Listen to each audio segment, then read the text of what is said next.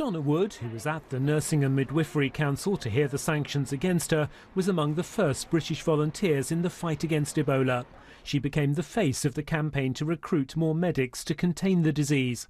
The then International Development Secretary, Justine Greening, described her as a heroine.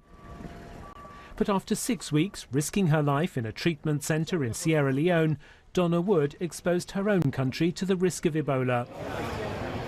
Mrs Wood and Pauline Kafaki, seen here at Heathrow Airport on their departure for Sierra Leone, were together at a screening centre at the airport on their return in December 2014.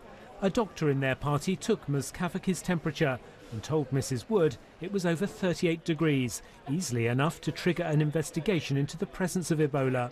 But Mrs Wood suggested it be recorded 1 degree lower, adding, "Let's get out of here and sort it out later."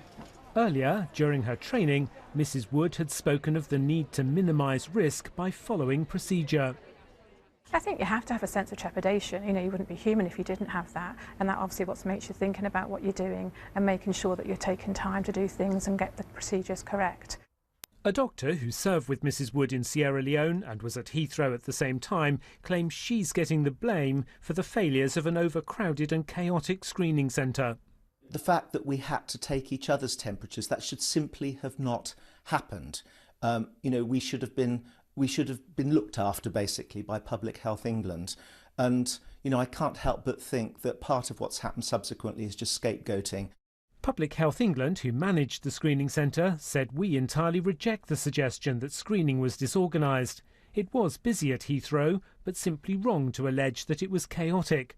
We screened thousands of returners from countries most at risk of Ebola and did so with efficiency and courtesy throughout. Whatever the circumstances of the screening, Ebola got into Britain. And, the panel said, it was only by good fortune that Pauline Kafaki did not expose the public to a high risk of infection.